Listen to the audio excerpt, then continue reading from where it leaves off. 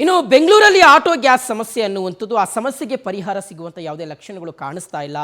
ರಾಜ್ಯ ಸಚಿವರಿಂದ ಹಿಡಿದು ಕೇಂದ್ರದ ಮಂತ್ರಿಗಳವರೆಗೆ ಸ್ವತಃ ಪ್ರಧಾನಿ ನರೇಂದ್ರ ಮೋದಿ ಅವರಿಗೆ ಪತ್ರ ಬರೆದರೂ ಸಹ ಚಾಲಕರ ಗೋಳು ಮಾತ್ರ ತಪ್ತಾ ಇಲ್ಲ. ಗ್ಯಾಸ್ಗೋಸ್ಕರ ಕಾದು ಕಾದು ಸುಸ್ತಾಗಿ ಆಟೋದಲ್ಲೇ ಚಾಲಕರು ನಿದ್ದೆ ಮಾಡಬೇಕಾದಂಥ ಒಂದು ದುರ್ದೈವದ ಪರಿಸ್ಥಿತಿ ಇವತ್ತು ನಿರ್ಮಾಣ ಆಗಿದೆ.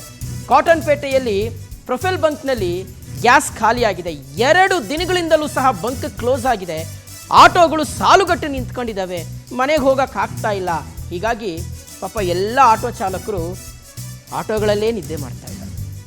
ಆಟೋಗಳನ್ನು ಅಲ್ಲಿ ನಿಲ್ಲಿಸ್ಕೊಂಡು ಡ್ರೈವರ್ಗಳು ಪಾಪ ಚಾಲಕರು ಎಲ್ಲರೂ ಸಹ ಅಲ್ಲೇ ನಿದ್ದೆ ಮಾಡ್ತಾ ಇದ್ದಾರೆ. ಒಂದು ವೇಳೆ ಏನಾದರೂ ಗ್ಯಾಸ್ ಬಂತು ಅಂದರೆ ಫಸ್ಟ್ ಹೋಗಿ ಗ್ಯಾಸ್ ಹಾಕ್ಸ್ಕೊಬಿಡೋಣ ಅನ್ನುವ ರೀತಿಯಾದಂತಹ ಮನಸ್ಥಿತಿಯಲ್ಲಿದ್ದಾರೆ. ದಿನಗಟ್ಟಲೆ ಕಾದರೂ ಸಹ ಗ್ಯಾಸ್ ಸಿಗದೆ ಆಟೋ ಚಾಲಕರು ಪರದಾಡುವ ಪರಿಸ್ಥಿತಿ ನಿರ್ಮಾಣ ಆಗಿದೆ. ನಿಜಕ್ಕೂ ಸಹ ಇದು ಬಹಳ ನೋವಿನ ವಿಚಾರ.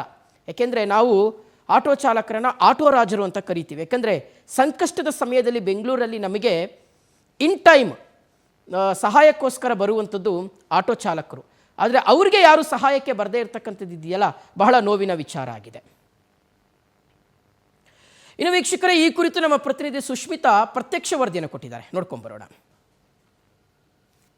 4-5 ದಿನದಿಂದಲೂ ಕೂಡ ಆಟೋ ಚಾಲಕರು ತಮ್ಮ ಜೀವನವನ್ನ ಆಟೋ ಗ್ಯಾಸ್ ಬಂಕ್ಗಳಲ್ಲೇ ಕಳೆಯುವಂತಹ ಸ್ಥಿತಿ ಎದುರಾಗಿದೆ. ಸದ್ಯ ನಾನು ಇವಾಗ ಕಾಟನ್ ಪೇಟೆಲಿರುವಂತಹ ಪ್ರೊಪೈಲ್ ಗ್ಯಾಸ್ ಬಂಕ್ ಅಲ್ಲಿ ಇದೀನಿ. ಇಲ್ಲೂ ಕೂಡ ನೀವು ಗಮನಿಸ್ತಾ ಇರ್ಬೋದು, ಸಾಕಷ್ಟು ಆಟೋಗಳು ನಿಂತಿದೆ. ಕಳೆದ 3-4 ದಿನದಿಂದಲೂ ಕೂಡ ಈ ಒಂದು ಗ್ಯಾಸ್ ಬಂಕ್ ಅಲ್ಲೂ ಕೂಡ ಗ್ಯಾಸ್ ಖಾಲಿ ಆಗಿದೆ. ಹೀಗಾಗಿ ಮೊನ್ನೆ ಬಂದಂತಹ ಆಟೋಗಳು ಇಲ್ಲೇ ನಿಂತಿದೆ. ಜೊತೆಗೆ ನೀವು ನೋಡ್ತಾ ಇರ್ಬೋದು, ಇಲ್ಲೇ ಎಷ್ಟು ಆಟೋ ಚಾಲಕರು ಆಟೋದಲ್ಲೇ ಮಲಗುವಂತಹ ಸ್ಥಿತಿ ಕೂಡ ನಿರ್ಮಾಣ ಆಗಿದೆ. ಯಾಕಂತ ಹೇಳಿದ್ರೆ, ಒಂದು ವೇಳೆ ನಾವ್ ಇಲ್ಲೇನಾದ್ರೂ ಮನೆಗೆ ಹೋಗ್ಲಿಕ್ಕೂ ಕೂಡ ಎಷ್ಟು ಆಟೋಗಳಲ್ಲಿ ಗ್ಯಾಸ್ ಇಲ್ಲ, ಒಂದು ಕಾರಣ. ಮತ್ತೊಂದು ಕಾರಣ, ನಾವೇನಾದ್ರೂ ಇಲ್ಲಿಂದ ಹೋದ್ರೆ ಗ್ಯಾಸ್ ಬಂದಂತಹ ಸಂದರ್ಭದಲ್ಲಿ ಮತ್ತೆ ಕ್ಯೂ ನಿಂತ್ಕೊಳ್ಬೇಕು. 2-3 ಗಂಟೆ ನಾವು ಗ್ಯಾಸ್ಗಾಗಿ ಕಾಯ್ಬೇಕು ಅಂತ ಹೇಳಿ ಅದೆಷ್ಟು ಆಟೋ ಡ್ರೈವರ್ಗಳು ಇದೇ ಗ್ಯಾಸ್ ಬಂಕ್ಗಳಲ್ಲಿ ಆಟೋಗಳಲ್ಲಿ ನಿದ್ದೆ ಮಾಡುವಂತಹ ಸ್ಥಿತಿ ಎದುರಾಗಿದೆ. ನೀವು ನೋಡ್ತಾ ಇರ್ಬೋದು, ಸುತ್ತಲೂ ಕೂಡ ಗ್ಯಾಸ್ ಬಂಕ್ ಅಲ್ಲಿ ಸಾಕಷ್ಟು ಆಟೋಗಳು ನಿಂತಿದೆ. ಕೇವಲ ಕಾಟನ್ ಪೇಟೆಯ ಈ ಒಂದು ಪ್ರೊಪೈಲ್ ಗ್ಯಾಸ್ ಬಂಕ್ ಅಷ್ಟೇ ಅಲ್ಲ, ಕಾಟನ್ ಪೇಟೆಯಲ್ಲಿ AGS ಏನು ಗ್ಯಾಸ್ ಬಂಕ್ ಇದೆ, ಆ ಒಂದು ಗ್ಯಾಸ್ ಬಂಕ್ ಅಲ್ಲೂ ಕೂಡ ಗ್ಯಾಸ್ ಖಾಲಿ ಆಗಿದೆ.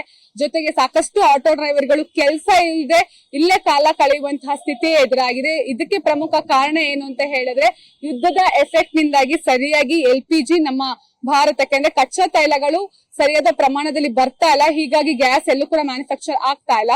ಸೊ ನನ್ನ ಜೊತೆ ಒಬ್ರು ಆಟೋ ಡ್ರೈವರ್ ಇದ್ದಾರೆ, ಅವ್ರನ್ನ ನಾನು ಮಾತಾಡ್ತಾ ಹೋಗ್ತೀನಿ. ಸರ್, ನೀವು ಬಂದ್ ಎಷ್ಟು ದಿನ ಆಯ್ತು?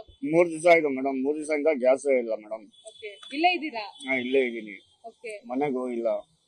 ಮನೆಯಿಂದ ಫೋನ್, ಗಾಡಿ ತಗೊಂಡು ಆಗಲ್ಲ. ಫುಲ್ ಖಾಲಿ ಆಗ್ಬಿಟ್ಟಿದ್ಯಾ ಸರ್? ಹೇಗೆ ಫುಲ್ ಖಾಲಿ ಆಗಿದೆ ಮೇಡಮ್. ಕಳ್ಕೊಂಡು ಹೋಗಕ್ಕೂ ಆಗ್ತಾ ಇಲ್ಲ ಈಗ? ಆಗ್ತಾ ಇಲ್ಲ. ಏನಾದ್ರು ಹೇಳಿದಾರೆ ಇವ್ರು ಯಾರಾದ್ರೂ ಸಿಬ್ಬಂದಿ, ಗ್ಯಾಸ್ ಬರುತ್ತೆ ಯಾವಾಗ ಬರುತ್ತೆ ಏನಾದ್ರು? ಏನು ಇನ್ನೂ ಬಂದಿಲ್ಲ ಅಂತ ಹೇಳ್ತಾ ಇದಾರೆ. ನನ್ನೇ ಬಂದಿದ್ದು ಖಾಲಿ ಆಯ್ತು ಅಂತ ಹೇಳ್ಬಿಟ್ಟೆ. ಇವಾಗ ಯಾವಾಗ ಬರ್ತಾರೆ ಹೇಳಕ್ ಆಗಲ್ಲ ನಾನು ಅಂತ ಹೇಳ್ತಾ ಇವಾಗ ಇಲ್ಲಿನ ಕಳ್ಕೊಂಡು ಹೋಗಿ ಗಾಡಿ. ಕಷ್ಟ ಅಂತೂ ಆಗ್ತಾ ಇದೆ ಜೀವನ ಅಲ್ವಾ? ಈಗ ಮನೆ ಊಟನ ನಾಷ್ಟನೇ ಇಲ್ಲ 2 ದಿವಸದಿಂದ. ಏನ್ ಮಾಡ್ಬೇಕು ಹೇಳ. ಸೊ ನೀವು ನೋಡ್ತಾ ಇರ್ಬೋದು, ಆಟೋ ಚಾಲಕರು ಹೇಳ್ತಾ ಇದಾರೆ, 3 ದಿನ ಆಯ್ತು ನನ್ನ ಆಟೋದಲ್ಲಿರುವಂತಹ ಗ್ಯಾಸ್ ಸಂಪೂರ್ಣವಾಗಿ ಖಾಲಿ ಆಗಿದೆ. ಹೀಗಾಗಿ ಮನೆಗೆ ಕಳ್ಕೊಂಡು ಹೋಗಕ್ಕೂ ಆಗಲ್ಲ. ಮುಂಚೆ ಆದ್ರೆ ಕೆಲವೊಂದಿಷ್ಟು ಆಟೋ ಡ್ರೈವರ್ಗಳು ಟೋಯಿಂಗ್ ಮಾಡ್ತಾ ಇದ್ರು, ಇವಾಗ ಯಾರು ಕೂಡ ಆ ಒಂದು ಟೋಯಿಂಗ್ ಕೂಡ ಮಾಡ್ತಾ ಇಲ್ಲ. ಹೀಗಾಗಿ ಕಷ್ಟ ಆಗ್ತಾ ಇದೆ.